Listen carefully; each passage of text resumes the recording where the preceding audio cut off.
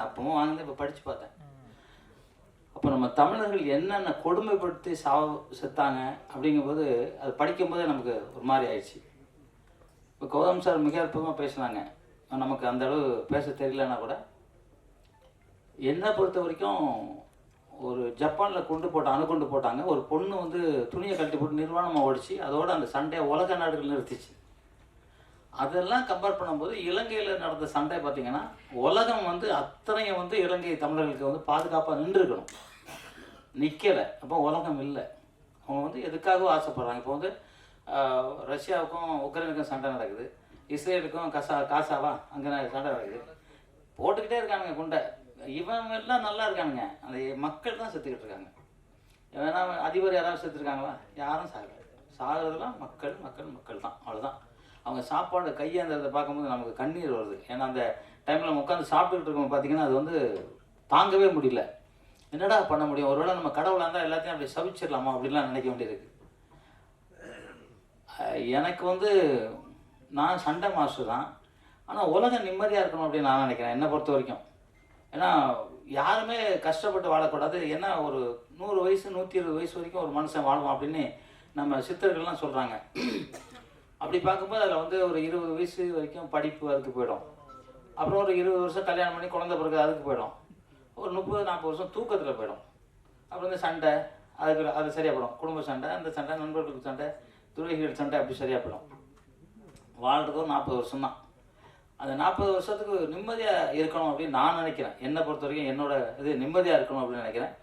இருந்தாலும் உங்களை வந்து உங்கள் படைப்புக்கு வந்து உண்மையிலே ஒரு கை தட்டலாமா? அவங்க படைப்புக்காக கை தட்டலாம். ஏன்னா வந்து அற்புதமாக வந்து படைச்சிருக்காங்க. அதை கொண்டு தமிழ்நாட்டுக்குள்ள வந்து காமிக்கணும்னு நினச்சிருக்காங்க. அதுதான் பெரிய விஷயம். நானும் இலங்கைக்கு ஒரு 4-5 படம் ஷூட்டிங் போயிருக்கேன். அப்போ வந்து நம்ம தமிழர்கள்லாம் எப்படி பார்ப்பாங்கிறது நமக்கு தெரியும். அந்த இதெல்லாம் நான் பார்த்துட்டு, ஏன்னா நான் கையிலே வில்லு மாதிரி ஒன்று விடுவேன். அங்கே வரைக்கும் போய் நிற்கும். என்னை கிண்டல் பண்ணான் அந்த ஃபைட்டர்ஸ், அங்கே இருக்க ஃபைட்டர்ஸ். அது எப்படி விடுவா அப்படின்னா, சரி கரெக்டாக நெத்தியில் விடுறேன்னு கரெக்டாக நெத்தியில் அடித்தேன். அவனுக்கு ஹாஸ்பிட்டலில் அட்மிட்டு. அப்போனா தமிழர்கள்னா சும்மா இருக்கமா அப்படின்னு நினச்சேன். ஏன்னா இன்றைக்கி வந்து இவங்க சொன்னது பார்த்திங்கன்னா நிறைய அது மருத்துவமாக இருக்கட்டும், இல்லை ஏதோ ஒரு நிறைய விஷயத்த எடுத்து எரிச்சிட்டாங்க. நம்ம தமிழ்நாட்டிலே வந்து வெளிநாட்டுக்காரன் வரமாக எல்லாம் தூக்கிட்டு போயிட்டான். கோயிலில் நம்ம மீனாட்சி அம்மன் கோயிலில் அங்கங்கே மறைச்சி வச்சே தான் இப்போ நம்ம எடுத்து படித்து ஓரளவு மருத்துவம் இருக்கும். உலகெல்லாம் கொரோனா வரும்போது நம்மளை காப்பாற்றுறது வெறும் கபசுர குடிநீர். அப்போ நம்ம சித்தர்கள் எவ்வளோ கண்டுபிடிச்சி நமக்கு கொடுத்துருக்காங்க. அந்த மாதிரி அற்புதமான சில விஷயங்களை எவ்வளோ பாதுகாக்கணும்னு நினச்சி தான் கொடுத்துட்டாங்க அந்த துரோகிகள். அதை தான் நீங்கள் சொல்ல வரீங்க. அதுதான் உண்மையாக இருக்கும். ஏன்னா தமிழர்களோட வாழ்க்கை வரலாறு அழிச்சிக்கிட்டே இருக்காங்க. இப்போ கௌதம் சார் சொன்ன மாதிரி இன்றைக்கி வந்து தமிழ்நாட்டுக்குள்ளே வந்து பாருங்களேன், இப்போ முன்னாடி நான் பஸ்ஸு பார்க்கும்போது தமிழ்நாடு மாநகர பஸ்ஸுன்னு இருக்கும். இப்போ மாநகர பஸ் போட்டிருக்கோம், தமிழ்நாடு காணும் சென்னையில், தமிழ்நாட்டில். ஏன்னா புரியல எனக்கு, ஏன் அப்படின்னு தெரியல. இங்கேயும் ஒரு போராட்டம் போடணுமா என்ன அப்படிங்கிறது எனக்கும் புரியல. ஏன் தமிழ்நாடு இப்போ கேரளா போனால் அவங்க கேரளா போட்டிருக்காங்க, கர்நாடகா போனால் கர்நாடகா, தெலுங்கு தேசம் போனால் தெலுங்கு தேசம், பாம்பே போனால் மகாராஷ்டிரா, எந்த ராஜஸ்தான், எல்லா ஊர்லேயும் அந்த ஊர் போட்டு தான் போடுறாங்க. இப்போ நம்ம ஊரில் மட்டும் தமிழ்நாடு எடுத்துட்டாங்க. ஏன்னே தெரில, யாரும் கேட்கல. ஏன்னா கேட்கக்கூடாதுன்னு நினைக்கிறாங்களா? ஏன்னா பார்த்தீங்கன்னா நம்ம எம்பி ஒருத்தர் வந்து தெலுங்கில் போய், தமிழ்நாட்டு எம்பி தெலுங்கில் போய் இப்போ உறுதிமொழி எடுத்துக்கிறாரு. தமிழர்கள் அவர் நமக்கு எப்படி சப்போர்ட் பண்ணுவார்? அதை ஓட்டு போடும்போது நம்ம தமிழர்களாக பார்த்து தான் போடணும். காசு கொடுத்தாண்டி பார்க்கறதுக்கு இது வந்து பத்திரிகையில் நீங்கள் தான் கொண்டு போய் சேர்க்கணும் எல்லாருக்கும். ஏன்னா தமிழ்நாட்டை வந்து இப்படி போயிடுச்சுன்னா என்ன பண்ணுறது எனக்கே புரியல. எனக்கே வருத்தமாக தான் இருக்குது. ஏன்னா இலக்கை இந்த படத்தை பார்க்கும்போது எனக்கு டக்குன்னு அதான் தோணுச்சு. ஏன்னா மாநகர பேருந்து போட்டுக்கு தமிழ்நாடு இதுதானே போட்டிருப்பாங்க, தமிழ்நாடு ஏன் எடுத்துட்டாங்க அப்படிங்கிற எனக்கு வருத்தமாக இருந்துச்சு. அதே மாதிரி தான் இலங்கையில் வந்து எடுத்துருக்காங்கும் போது ரொம்ப ரொம்ப வருத்தமாக இருக்குது, மனசு வருத்தமாக இருக்குது. அவங்களுக்கு எவ்வளோ வருத்தமாக இருந்தால் இதை எடுத்துகிட்டு வந்திருப்பாங்க. கோடிக்கணக்கான பணம் செலவு பண்ணி ஏதோ நல்ல வேலை அங்கே நல்லா போய்கிட்டு இருக்குனாங்க. அது வரைக்கும் சந்தோஷம். சரி, இதை எடுத்துக்கிட்டு இப்போ வந்து திருப்பியும் சண்டை போடணுமா அப்படின்னு கேட்கும்போது ராஜதந்திரமாக என்ன பண்ணணும்னு தான் பார்க்கணும். ஏன்னா சண்டை போட்டு ஒன்றுமே ஆயுதம் இல்லாமல், ஏன்னா அவன் அணுகுண்டு வச்சுருக்கான், நம்மளோட துப்பாக்கி கூட இல்லை. 2 பேரும் சண்டை போட்டுக்கிட்டான்னா கையில் அடிச்சுக்கலாம். அவன் கத்தி வச்சா நம்ம கத்தி எடுக்கலாம், அவன் துப்பாக்கி எடுத்தால் துப்பாக்கி எடுக்கணும். அவன் வந்து ராக்கெட்லேருந்து குண்டு போட்டான்னா நம்மகிட்ட அந்த குண்டு போட்டால் மட்டும்தான் நம்மளும் போர் பண்ண முடியும். இல்லை அவன் வந்து நம்ம கையை கூட்டிகிட்டு எப்படி போர் பண்ண முடியும்? அப்போ அதுக்கெல்லாம் நம்ம தயாரானால் தான் திருப்பி ஒரு போராட்டம் பண்ண முடியும். வழியே இப்போ போய் கண்ணை கட்டிட்டு ட்ரெயின் வருது, நான் ட்ரெயினை நிறுத்திடுவேன், நம்ம என்ன இவரா தெலுங்கு நடிகர் என்ன பாலகிருஷ்ணன் ட்ரெயின் அப்படி முறுத்துருக்கு, அதுக்கு எவ்வளோ கஷ்டம் இருக்குது. ஸோ அந்த மாதிரி எல்லாம் ஆராய்ச்சி பண்ணணும். நம்ம போர் பண்ணுறதை விட இனிமே இந்த தமிழனை எப்படி வாழ வைக்கணும், இந்த தமிழன் உலகம் முழுவதும் தலை நிமிர்ந்து எப்படி வாழணுங்கிறது தான் நீங்கள் எல்லாமே சிந்திக்கணும். என்னோட வேண்டுகோளும் அதுதான். ஏன்னா நம்ம வந்து போராடிக்கிட்டு யாரோ இப்போ என்ன 20 கிட்ஸா அது மாதிரி விட்டு மாட்டி விட்டு சண்டை போடுங்கடா அப்படின்னு. ஏன்னா அந்த ஃபர்ஸ்ட் சீனில் உப்பே இல்லை சாப்பாடு, அதெல்லாம் கஞ்சி கொடுக்குறாங்க. அந்த கஞ்சி குடிக்கிறது தான் ஒரு ஓப்பனிங் சீனு. அப்புறம் எல்லாம் பாருங்கள் குண்டை போட்டு அந்த இதை கண்டுபிடிக்கணும்னா அவனை இல்லாமல் ஆக்கணும்னு பார்க்குறான். யார் கூட இருக்க துரோகி தான், கூட நண்பர் மாதிரி டெய்லி வந்து உட்காந்து பேசுகிறது தான் போட்டு விட்டு அவன் தான் பண்ணுறான் கடைசியில். அதானே துரோகி தானே, நண்பன் இல்லை. நண்பனே வச்சுருந்து பார்த்தா அவன் வந்து அது மாதிரி அவன் தான் போடுறான். அதனால் நம்ம வந்து பாத்திரம் அறிஞ்சு பிச்சை போடணுங்கிறது. நான்லாம் கூட பாத்திரம் அறிஞ்சு பிச்சை போடாமல் நிறைய மாட்டியிருக்கேன். அதனால் நம்ம இனிமேல் இருக்கிறவங்க பாத்திரம் அறிஞ்சு பிச்சை போட்டு எல்லாரும் எப்படி எங்கெங்கே வைக்கணுமோ அதை வைக்கணும். இப்போ தமிழ்நாட்டிலே வந்து பார்த்தீங்கன்னா, இப்போ எங்கள் எம்ஜிஆர் நகர் பார்த்தீங்கன்னாக்க காலையில் அப்படியே ஒரு 3:30 மணிக்கு எழுந்துச்சு வந்தால் எல்லாம் ஹிந்திக்காரங்களாக போகிறாங்க. இப்போ 10 மணிக்கு போனால் எல்லாம் ஹிந்திக்காரங்களாக தான் போகிறாங்க. தமிழர் ஆளே காணும், எங்கே இருக்காங்கன்னு தெரியல. எல்லாம் சாராயம். பார்த்தீங்கன்னா 6 வயசு பொண்ணை கற்பழிச்சிட்டான், 3 வயசு பொண்ணை கற்பழிச்சிட்டாங்களாம். தண்ணி அடிக்கிறதுனால அவன் மூளை கெட்டு போச்சு. அவனுக்கு குழந்தை எது, அம்மா எது, ஒரு தெய்வம் எதுன்னு கூட தெரியாமல் கற்பழிச்சிட்டான். டெய்லி பார்த்தீங்கன்னா நியூஸ் பார்த்தா பிரேக்கிங் நியூஸ் மாதிரி வந்துக்கிட்டே இருக்குது. நமக்கு அவ்வளோ வருத்தமாக இருக்கணும்.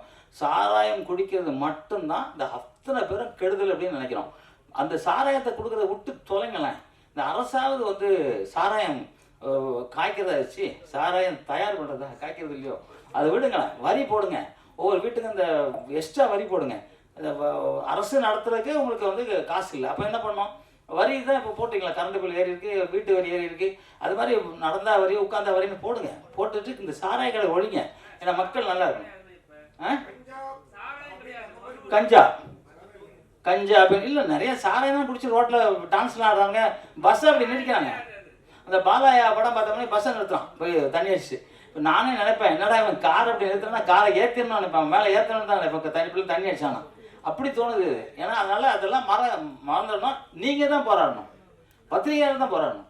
ஆமாம், நீங்கள் தான் போராடணும். நாங்கள் உங்கள் கூட நிற்போம். இல்லை நாங்கள் போராடுறோம், நீங்கள் எங்கள் கூட இல்லைங்க.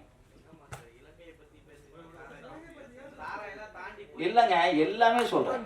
அதான் நீங்கள் தான் சொல்கிறீங்க கஞ்சா அப்படின்னு சொல்கிறீங்களா? ஓகே, இப்போ இலங்கை மேட்டருக்கு வருவோம். இலங்கை வந்து தமிழர்களை இல்லாத அளவுக்கு ஆக்கிட்டாங்கல்ல. புரட்சி தலைவர் தானே தெரியுமா, நாங்கள் தான் இருந்தேன். அதே மாதிரி நீங்கள் வந்து இங்கேயும் அந்த மாதிரி இருக்குது. தமிழர்களை எங்கேயுமே அழிச்சிடக்கூடாது. தமிழருக்கு தமிழர்கள் ஒத்துழைப்பாக இருக்கணும் அப்படின்னு தான் நான் சொல்கிறேன். தமிழருக்கு தமிழர்கள் ஒத்துழைப்பாக இருங்க. அப்போ தான் நம்ம நாடு நல்லா இருக்கும், எல்லாமே சந்தோஷமாக இருக்கும். இல்லை எங்கே நடந்தாலும் சரி சண்டை நடந்துட்டு தான் இருக்குது. நம்ம பார்த்துட்டு தான் இருக்கோம், டெய்லி பார்க்குறோம் சண்டை. சாப்பிடும்போது பார்க்கும்போது கண்ணு கலங்குது, ரத்த கண்ணீராக வடிக்கிறோம். அது மாதிரி சமாதானமாக இருக்கணும் உலகம் ஃபுல்லாக அப்படின்னு நினைக்கிறேன். எல்லாருக்கும் எல்லாம் கிடைக்கணும். இறைவன் எல்லாரையும் படைச்சது 10 மாதத்துல எல்லாருக்கும் கிடைக்கணும்னு நினச்சி இந்த விழா ரொம்ப சிறப்பாக அங்கேருந்து இங்கே வந்திருக்காங்க. அவங்களுக்கு நான் மீண்டும் ஒரு பாடத்தில் சொல்லிட்டு, நீங்கள் பணம் போட்டீங்க, அந்த பணத்தை நிறையா எடுத்து உங்கள் குடும்பத்தையும் மற்ற மக்களையும் காப்பாற்றுறதுக்கு உங்களுக்கு நாங்களும் தமிழர்களாக துணை நிற்போம்னு சொல்லிக்கொண்டு, எப்பவும் சொல்கிற மாதிரி உலகத்திலே மூத்த மொழி என் தாய்மொழி தமிழ்மொழி. அந்த தமிழ் வாழ்க, தமிழ் வெல்க, தமிழன் வென்றே தீர்வான். நன்றி, ஜெய்ஹிந்த். உலக நண்பர்களுக்கு வணக்கம். ஈழத்தை பற்றி முழுசாக தெரிந்த முன்னோடிகள் இங்கே இருக்கிறாங்க, அதுக்குள்ளே நான் போகல. இந்த தீப்பந்தம் அப்படிங்கிற படத்தினுடைய என்னை பார்த்த ஒரு நடிகனாக 2-3 பதிவுகள் பற்றி நான் படிக்கிறேன். தீப்பிடிக்க தீப்பிடிக்க முத்தம் குடுடா என்ற பாடல் வரிகளுக்கு மத்தியில் ஒரு தீப்பந்தம் ஏந்தி தீர்வு கேட்டு வந்திருக்கிறது என்று சொல்லலாம். இதனுடைய பஸ் ஸ்டாப்பில் அந்த காலேஜ் ஸ்டூடெண்ட்ஸ்லாம் இருக்கும்போது பார்க்கும்போது, நாங்கள் சினிமா வாய்ப்பு தேடி 4-5 பேர் தங்கி இருக்கும்போது அந்த 4-5 பேருக்கும் ஒவ்வொரு உணர்வுகள், ஒவ்வொரு கேரக்டராக இருப்பாங்க. அந்த மாதிரி நான் அனுபவித்தேன். அந்த சீன்ஸ்லாம் எனக்கு அப்படி தான் பட்டது. அதுக்கப்புறம் அவர் அந்த கடத்துக்குள்ளே விழுந்ததுக்கப்புறம் இவரை யார் கொலை பண்ணியிருப்பா அப்படின்னு பார்க்கும்போது பல வகையில் சந்தேகம் ஏற்படும் போது, அந்த வெத்தலையை 2ஆக கிழிக்கும் போது ஒரு க்ளோஸ்அப் ஷாட் வரும். அங்கேயே தீர்மானித்தேன், இந்த கொலையை இவர் தான் பண்ணியிருக்கணும் அப்படின்னு. அதுக்கப்புறம் கூட அவர் முடிய போட மாட்டேன்னு சொன்னால் கூட, முடின்னு சொன்ன தான் எனக்கு ஞாபகம் வருது. முடிய போட மாட்டேன்னு சொன்னால் கூட எனக்கு அந்த ரெண்டாக கிழிக்கும் போது ஒரு குளோசப் ஷாட் தேவையில்லாமல் ஏன் அங்கே ஒரு குளோசப் ஷாட் வந்தது, ஓ ரைட், இவருக்கும் அந்த கொலைக்கும் ஏதோ சம்பந்தம் இருக்குது அப்படின்னு தோணுச்சு. பட் கல்வியை பற்றி நிறையா சொல்லிச்சு. கல்வி எல்லோருக்கும் கொடுக்கப்பட வேண்டும் அப்படிங்கிறது ஈழத்தில் ஏற்பட்ட இழப்புகளையும் பாதிப்புகளையும் ஆணித்தரமாக இதில் நிறைய சொல்லியிருக்கு. இந்த படத்தில் நடித்த நடிகர்கள் எனக்கு இதுக்கு முன்னாடி அறிமுகம் இல்லை. ஆனால் படம் பார்க்கும்போது என்னுடைய மனதுக்கு நெருக்கமாகவே எல்லோரும் இருந்தார்கள் அப்படின்னு சொல்லலாம். ஏன்னா நான் தினசரி ஒரு 2-3 இலங்கை சார்ந்த நண்பர்கள் ஃபோன்லேயோ இல்லை நேர்லேயோ சந்தித்து பேசக்கூடிய வாய்ப்பு எனக்கு ஏற்பட்டது. அது கூட இந்த கடலை மிட்டாய்க்கு சில வசனங்களுக்கு எங்களுக்கு அர்த்தம் தெரியாமல் இருக்கலாம்.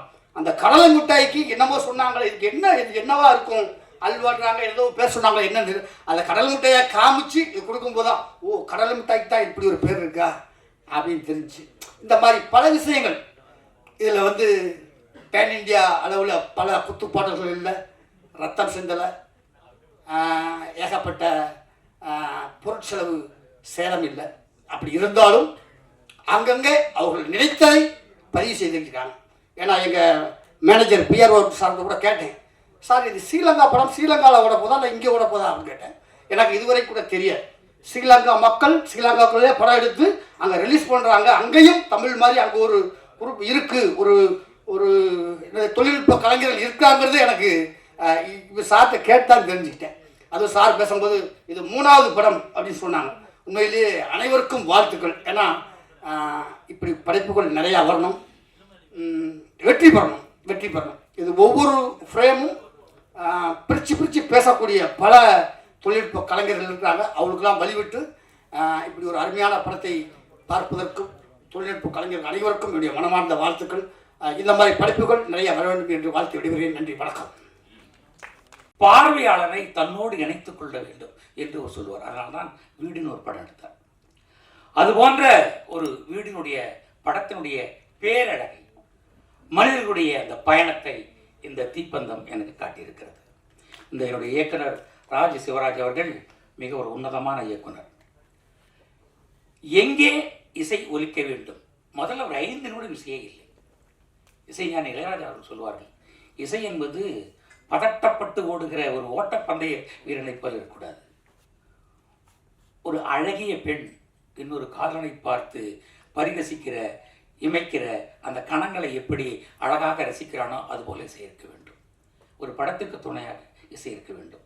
அப்படித்தான் எங்கே ஒலிக்க வேண்டுமோ அங்கே இந்த படத்தில் ஒலி இருந்தது. எனக்கு அப்படியே ஆரம்பகால இளையராஜா போல இந்த பூவன் மதீசன் இருந்தார். நான் கொஞ்சம் மிகையாக கூட சொல்லலாம்.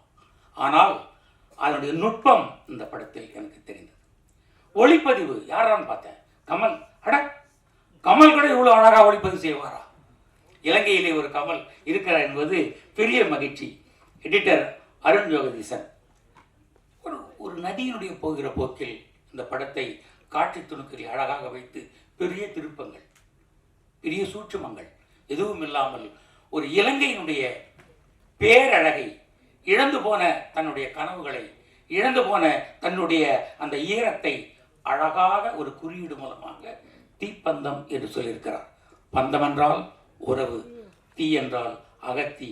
இந்த அகத்தில் இருக்கிற தீ உறவுகளாக மீறி எல்லாரையும் கட்டுப்படுத்தியிருக்கிறது. நீங்கள் 20 நாட்களில் 4 பேர் ஒன்றிணைந்து எடுத்துக்கொண்ட படம் தமிழ் திரைப்படங்களில் உதாரணமாக நீங்கள் இருக்கிறீர்கள். இந்த படம் நீண்ட நாள் பேசப்படும். எங்கள் தமிழ் மண்ணில் நீங்கள் உயர்ந்து பேசப்படுவீர்கள். வாழ்த்துவார்கள். வணக்கம், வாழ்த்துக்கள், வணக்கம்.